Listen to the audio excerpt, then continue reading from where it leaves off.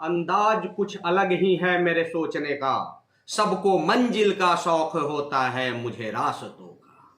दोस्तों नमस्कार, आप सबों को विश्व मानवाधिकार दिवस की बहुत बहुत बधाइयाँ।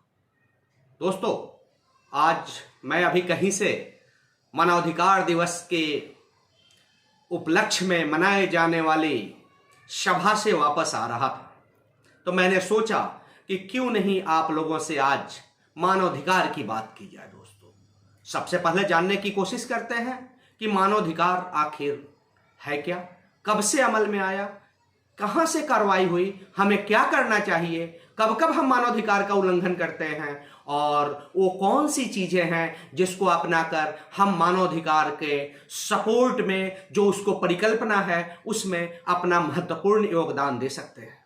तो दोस्तों आइए चलते हैं।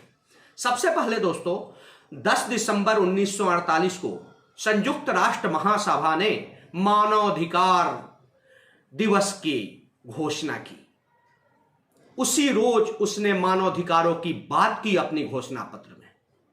हां दोस्तों, परंतु 1950 में यूएन मिशन ने, संयुक्त राष्ट्र महासभा ने यह बात का डिक्लेयर किया, घोषणा करी कि 10 दिसंबर जो 1948 को उन्होंने घोषणा पत्र मानवाधिकारों की बात करनी शुरू करी थी, तो उसी दिन को आधार मानकर प्रत्येक वर्ष विश्व मानवाधिकार दिवस मनाया जाएगा। यह कार्रवाई चलती रही और अंततः भारत में 1993 में 28 सितंबर 1993 में मानवाधिकार कानून अमल में लाया गया।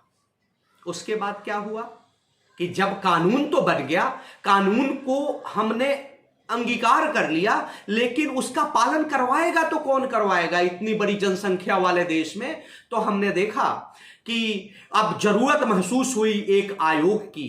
तो दोस्तों, 12 अक्टूबर 1993 को राष्ट्रीय मानवाधिकार आयोग का गठन किया गया और तब से लेकर आज तक, चूंकि पहला शपथ पत्र संयुक्त राष्ट्र महासभा ने 10 दिसंबर 1948 को जारी किया हुआ था, जिस कारण प्रत्येक वर्ष 10 दिसंबर को मानव अधिकार दिवस के रूप में मनाया जाता है।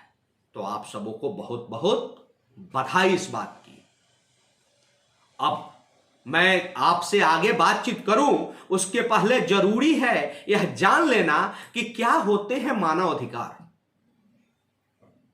तो दोस्तों, सबसे बड़ी बात है कि मानव अधिकार का मतलब जो होता है, मनुष्यों के वे सभी अधिकार देना, जो भी मनुष्य हैं उनको सभी अधिकार देना जो व्यक्ति के जीवन, स्वतंत्रता, समानता एवं प्रतिष्ठा से संबंधित हो, जुड़े हुए हो।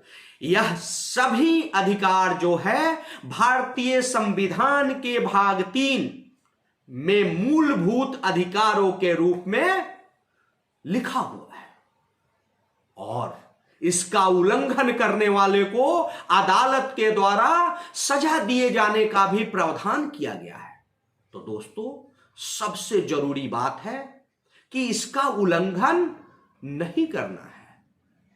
अब इसका महत्व क्या है? आप सोचेंगे, आपके दिमाग में, आपके जेहन में ये बात आएगी कि इसका महत्व क्या है। बना दिया गया, अंगीभूत हो गया, संविधान में लिख दिया गया, इसका महत्व क्या है? तो दोस्तों, इस दुनिया के सभी लोग, क्या होता है कि अधिकारों की बात की जाती है, इस मानव अधिकार के जो नियम हैं उसमें, जिसमें किसी भी व्यक्ति के साथ उसके नस्ल, उसके लिंग, उसके रंग, उसके निवास स्थान, उसकी भाषा, उसके धर्म, या राजनीति या अन्य विचार, राष्ट्रीय, सामाजिक और उत्पत्ति, संपत्ति, जन्म आदि के आधार पर उनके साथ भेदभाव नहीं किया जाना चाहिए। दोस्तों, देख रहे हैं आप, सारी चीजें इसमें समाहित है, जिसमें एक मानव के सारे जो भी अधिकार जो होते हैं, जैसा कि मैं पहले बताया था कि प्रत्येक व्यक्ति की स्वतंत्रता, समानता एवं प्रतिष्ठा से जुड़े सारे अधिकार। अब आप देख रहे हैं ना, हम धर्म के आधार पे उनका हम उनके साथ भेदभाव कर सकते हैं, न नस्ल के आधार पे, न लिंग के आधार पे, न भाषा के आधार पे, न उनकी संतति जो उत्पत्ति के आधार पे, न राजनीति के आधार पे, न तो किसी सामाजिक उत्पत्ति के आधार पे नहीं कर सकते हैं। ये तो सारी बातें सुनने में बहुत अच्छी लगी। अगर इन सारे मानवाधिकार पे जो इसमें जो अमल में लाने की बात हुई है, इस पे अगर सारे लोग अमल करने लगे तो राम राज्य ही व्याप्त हो जाए। फिर तो ये सारे झगड़ा झंझट और बाकी चीज किसी चीज की जरूरत ही ना हो। दोस्तों अब हो क्या रहा है, इस पे सबसे ज्यादा तवज्जो देने की जरूरत है। दोस्तों कुछ जगह मानवाधिकारों का हनन हो रहा है, जैसे पिछड़े प्रदेशों में, गांवों में, जहां पे लोगों को जानकारी ही नहीं है कि उनके अधिकार क्या है, वहां पे हनन हो किया जा रहा है। लेकिन कुछ जगह जैसे शहरी प्रदेशों में, बाकी जगह मानव अधिकार का आर लेकर जो लोग मानव अधिकार के बारे में थोड़ी बहुत जानकारी ले रहे हैं, उसका गलत फायदा उठा रहे हैं, उनका दुरुपयोग कर रहे हैं। इसलिए सबसे जरूरी क्या है, हमें अपने अधिकार और कर्तव्य दोनों को जानने की जरूरत है। दोस्तों अधिकार और कर्तव्य दोनों एक दूसरे के पूरक हैं।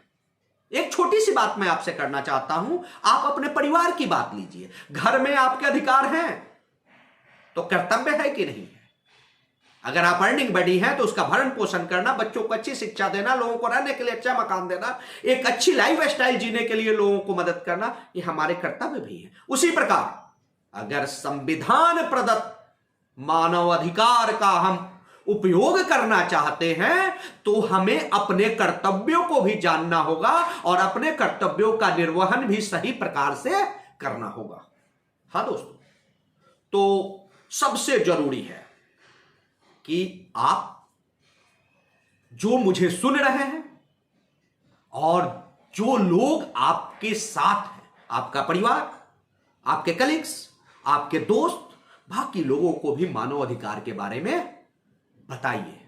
अब आप सोचिएगा मैं बताऊं कहां, वीडियो चूंकि काफी लंबा हो जाएगा, मैं सारे अधिकारियों को एक करके व्याख्या करूं तो एक लंबा सेशन हो जाएगा। ये ट्यूटोरियल क्लास है, मैं नहीं बनाना चाहता इसको। मैं इसको आपको सिर्फ एक अलग जगाने की बात कर रहा हूं। दोस्तों आज आप सबके हाथ में मोबाइल फोन है, स्मार्टफोन है, उसमें आप जाके गूगल पे जाके मानव अधिकार टाइप करके सर्च करें, सारी चीजें आ जाएंगी, वहां से आप ले सकते हैं। जो हमारे भाई गांव देहात में दूर दराज है, एक पतली सी किताब आती है कि उसमें आपके अधिकार क्या है। छोटे बच्चे जो 7th 8th 9th 10th में पढ़ते हैं, उनकी किताबों में भी ईवीएस में मानव अधिकारों की बातें की गई है, कर्तव्यों की बातें की, वहां से हम जान सकते हैं। लेकिन दोस्तों जानना ही बड़ी बात नहीं है, मेरा उद्देश्य है आपके अंदर अलख जगाना। क्या करना है आपने? आज मानव अधिकार दिवस 10 दिसंबर 2021 को आइए मेरे साथ मिलकर प्रण लीजिए कि न तो मैं खुद मानव अधिकारों का उल्लंघन करूंगा, आज तक जो हो गया सो हो गया, आज से न तो मैं खुद मानव अधिकारों का उल्लंघन करूंगा, न किसी को अपनी जानने भर में मानव अधिकारों का उल्लंघन करने दूंगा। बोलते हैं ना, आप भला तो जग भला, अपना सुधार जग का सुधार है। तो आइए आज मानवाधिकार दिवस के दिन शुरुआत करते हैं, एक नई पहल करते हैं। मानवाधिकार का उल्लंघन नहीं करेंगे और मानवाधिकार का उल्लंघन दूसरे को भी नहीं करने देंगे। दोस्तों आपने बड़े पेशेंस के साथ मुझे सुना, इसके लिए धन्यवाद। Keep signing, heads of you, thank you.